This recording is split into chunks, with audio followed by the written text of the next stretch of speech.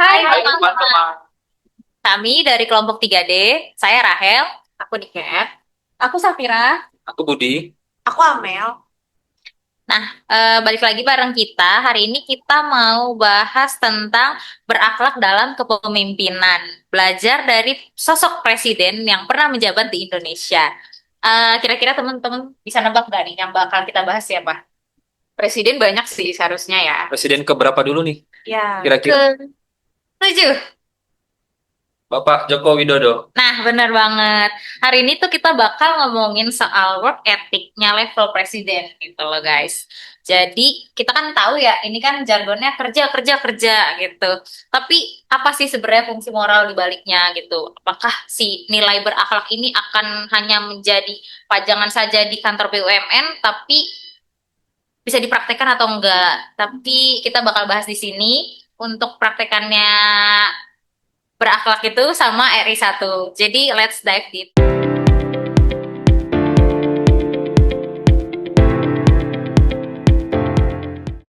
Nah, kita kan tadi udah bahas nih judulnya itu berakhlak dalam kepemimpinan dari Presiden Joko Widodo.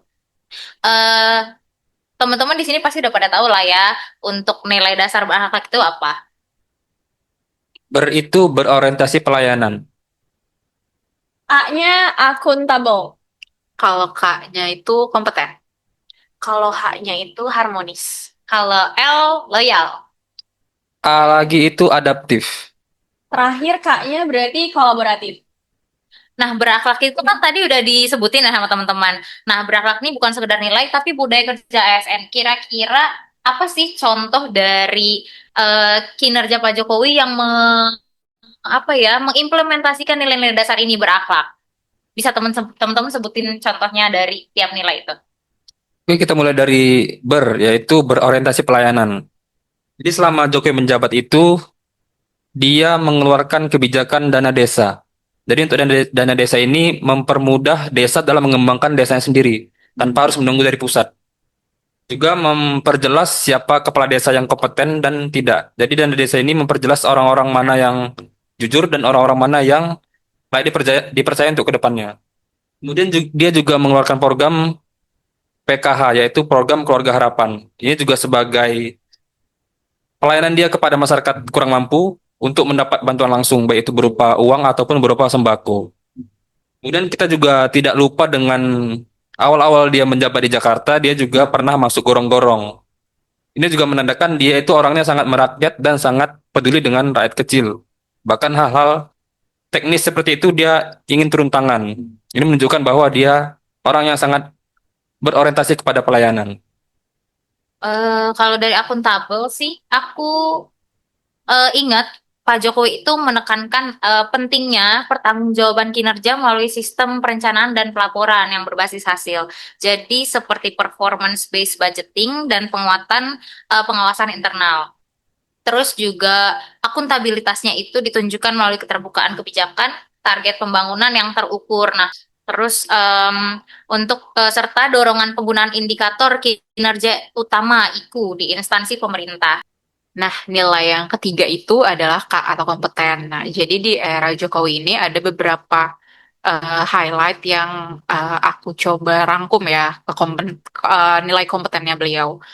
Pertama kan kalau kita lihat dari karir ya beliau tuh awalnya tuh dari seorang atau pejabat wali kota di Solo ya.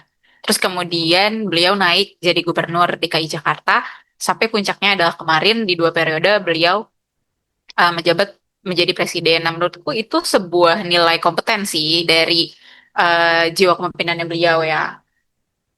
Kemudian yang kedua itu kita bisa lihat juga dari eranya Pak Jokowi kemarin itu salah satunya kita mengalami masa krusial di COVID-19 2019 sampai dengan mungkin menjelang 2023 ya. Nah, itu kan sebuah tantangan besar banget gitu, tapi dengan kompetennya beliau sebagai pemimpin, beliau memberikan kebijakan bagaimana penanganan COVID-19 yang alhamdulillahnya sudah terlewati saat ini, itu menunjukkan kompetensi beliau sebagai seorang pemimpin.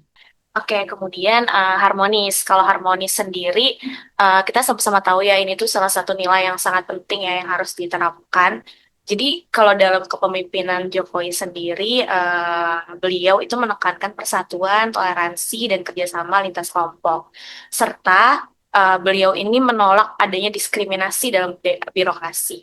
Seperti itu. Kemudian upaya-upayanya juga seperti pendekatan komunikatif, pelibatan berbagai pihak, dan penekanan pada stabilitas sosial. Oke, nah tentunya dari nilai harmonis nih lanjut juga nih. Sebenarnya harmonis itu bisa dimulai juga dari kita penerapan loyal. Loyal itu kayak apa sih? Rasa Peduli setia, ya. ya peduli setia pada Pancasila itu kan sebenarnya dalam Pancasila juga terkandung semua gitu loh. Terus, nah untuk loyal ini di era kepemimpinan Pak Jokowi itu dapat dilihat dari pembangunan Indonesia sentris. Jadi bukan cuma sekedar Jawa aja. Jadi seluruh Indonesia itu mendapatkan hak pembangunan yang merata, begitu kan? Kemudian ini eh, digambarkan dari loyalitas kepada seluruh rakyat Indonesia yang dibuktikan dengan memberikan perhatian yang adil. Jadi nggak hanya fokus di daerah-daerah yang memberikan suara banyak saat pemilu kayak Pulau Jawa gitu kan.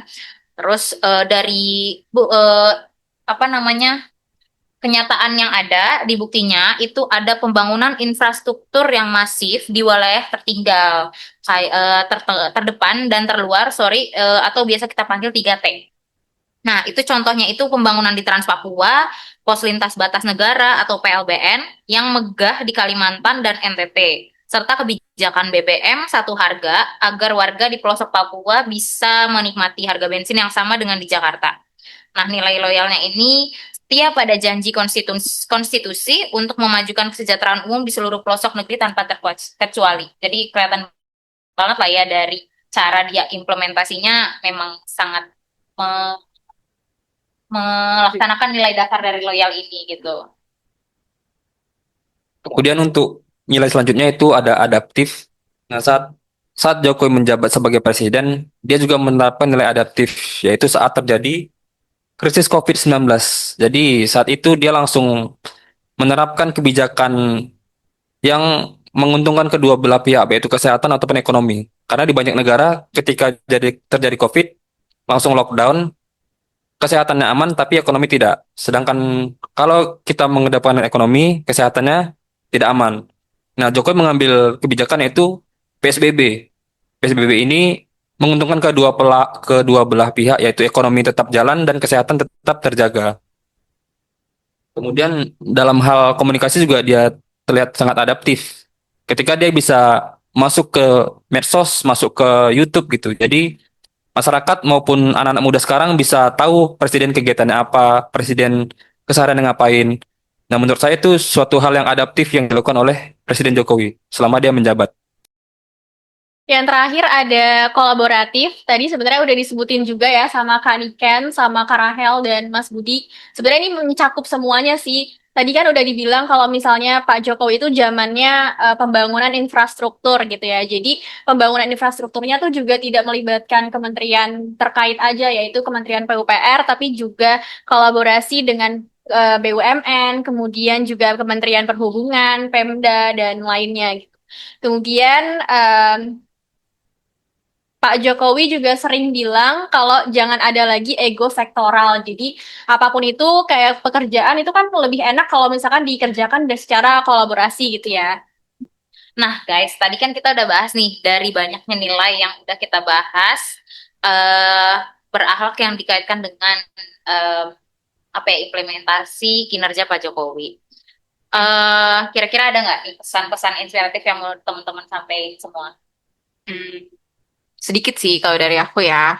Menurut aku, core value berakhlak tuh bukan cuma sebatas slogan ataupun branding untuk ASN ya, tapi itu merupakan perilaku atau tindakan nyata yang harus ASN lakukan. Oke, ada lagi kira-kira? Nah, kemudian saya juga pernah melihat video Jokowi lagi pidato yang isinya menurut saya itu cocok dengan core values ASN, yaitu dia pernah bilang ASN harus berorientasi pada pelayanan, bukan untuk dilayani. Jadi seperti itu, menurut saya itu cukup bisa kita praktekkan dalam kehidupan kita sebagai ASN yang profesional. Seperti itu sih. Oke, berarti dari statementnya Mbak Niken dan Mas Budi, saya nih bisa menyimpulkan bahwa dua-duanya menegaskan ASN itu pelayan masyarakat, bukan penguasa, sesuai dengan Undang-Undang Nomor 20 Tahun 2023 tentang ASN, tentang tugas dan fungsi ASN yang salah satunya adalah pelayan masyarakat. Nah, sekian dari pembahasan kita kali ini. Sampai jumpa.